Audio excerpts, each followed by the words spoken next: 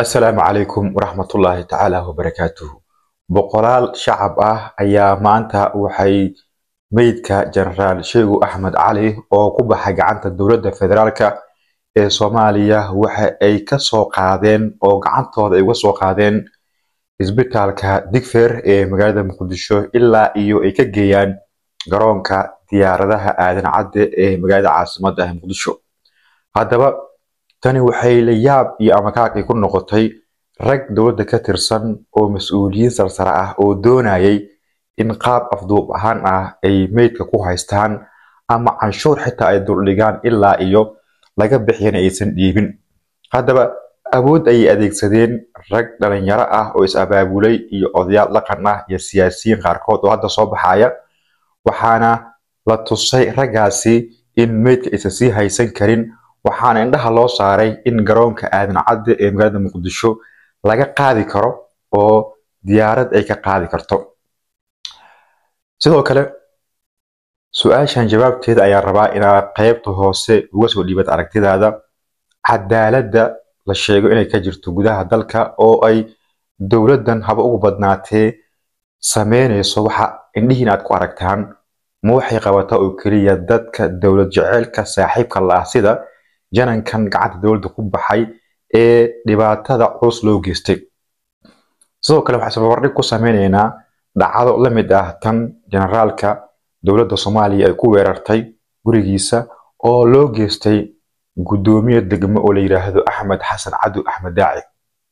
Kama hadlayna arrimo qabiil iyo arrimo iska horkeen kama hadlayna, laakiin isbarbardhig ayaan sameynaynaa. Haddaba maxay cadaaladda u qaban weysa ninkaasi oo ninkan ay u qabatay maadaama kiisku isku mid uu ahaa isku dhabaa? qaybta hoose sidoo kale uga soo dhiibo muuqaalkeena sii gudbi.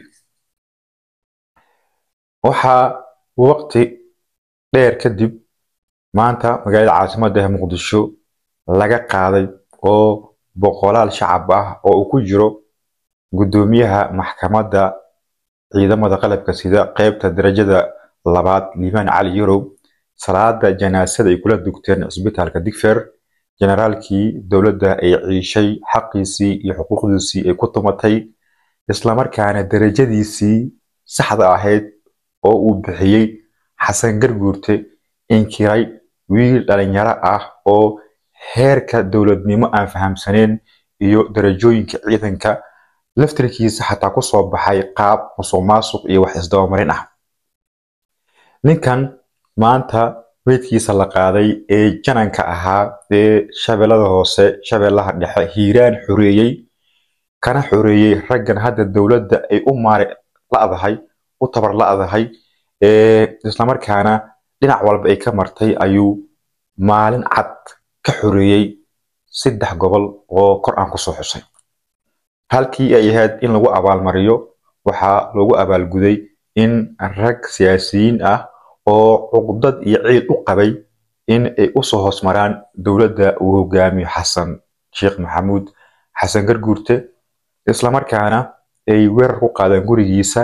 madaxweynaha ka aamusay, darajadiisii oo la dafirayna ka aamusay, sidoo kale cadaalad darrida maxkamadda ka dhacday ka aamusay, tacaddigii xabsiga ka dhacay ee caafimaad darrada ahaa uu ka aamusay, geeridiisii xitaa uu ka tacsiyadeyn waayay. ayaa maanta waxaa dhacday in awood looga qaatay meydka. awood ayaa looga qaatay, waxaana garoonka diyaaradaha geeyay dad shacab ah oo takbiirta kor u qaadayay, sheegayay in ilaah uu sareeyo qofkana aysan sareenin, cadaaladna ay jirto xagga ilaahay. taas oo dad badan ay u arkeen inay tahay wax aad u liita ay u arkeen, laakiin waa sax. awoodda ilaahay ay u sugnaatay oo uma aysan sugnaanin Xasan iyo kooxdiisan yar ee hadda dadka ku dhibaateynaysa awoodda dowladeed ee waddanka ay ka hayaan. markaan kasoo tagno, Jowhar ayaa lagu aasayaa oo loo qaaday, waana halkii uu ku dhashay, ku barbaaray, kana soo jeeday. dhinaca kale maxay cadaaladda u qabataa oo keliya sida ay sheegaan dadkan dowladda ka tirsan ragga dhalinyarada ah iyo ragga xilalka haya oo jananka uu ka mid ahaa oo kale tusaale ee dowlad jaceylka saaxiib la ah waddanka u dhimanaya, dowlad inay dhisanta jecel, nidaamka jecel kala dambeynta jecel oo ay u qaban weysay ragga hubka tirada badan ku haysta muqdisho oo waxay rabaan ay sameeyaan. tusaale waxaan soo qaadanaynaa dhacday sanado ka hor gaar ahaan xilligii xasan sheekh maxamuud uu joogay oo ahayd weerarkii lagu qaaday guriga axmed daaci oo dagaal iska horimaad ah uu dhacay oo xitaa ciidamo amisom ay ka qayb qaateen subaxdaasi.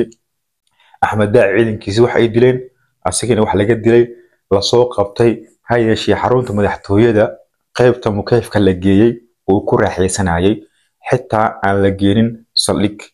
tufaaxiisa caanihiisa canabkiisa iskorsaarkiisa iyo madaxtooyada ay ahaayeen wax la isku dhafay. halka dulmiga laga galay generaalku uu ahaa in gurigiisa sida axmed daaci oo kale lagu weeraray askar laga dilay wiilkiisii lagu dilay gurigiisa la biliqeystay asigiina loola dhaqmay si aan loola dhaqmin xitaa qofka bini'aadanka aan ahayn ama xayawaanka aan loola dhaqmin. haddaba taasi waxay ku tusaysaa in weli dadka dowladda ka tirsan iyo qaar ka mid ah shacabka qaarkood ay aaminsan yihiin awood iyo darajada oo la isugu helinayo maadaama labada kiis ahaayeen mid siman oo janaanka la geeyay xabsi la weeraray wiilkiisa la yiri mag ma lahan adigii la yiri waxaa tahay dambiile 10 sano lagu xukumay daryeel caafimaad uu waayay ugu dambeyntiina uu ku geeriyooday. haddaba dad badan waxay ku talinayaan in dadka uu ka soo jeedo generaalka ay tashtaan oo ay noqdaan dad muuqda oo meel ka soo jeeda isla markaana dowladnimada Soomaaliya ay sare u qaadaan cadaalad ka shaqeeyaan isla markaana aysan wax xilliga ka dambeeya u dulqaadan dulmi iyo gaboodfal cid walba u geysatana ay tallaabo ka qaadaan. taas ay soo jeedeen dad badan oo siyaasiyiin ah maadaama xirigaha ay goosteen cadaalad darrada musuqmaasuqa iyo waxa ka jira nidaamka dowladeed ee Soomaaliya oo noqday qoray iyo caaradeeda. haddaba qaybta hoose marka lagu dhibaatadaada maxay mid cadaalad u qabatay midna cadaalad ay u qaban weysay tii ugu dambeysay ee General Sheego iyo tii ka horeysay ee Axmed Daaci oo iska raaxaysanaya. haddaba taasi maxay ku tusaysaa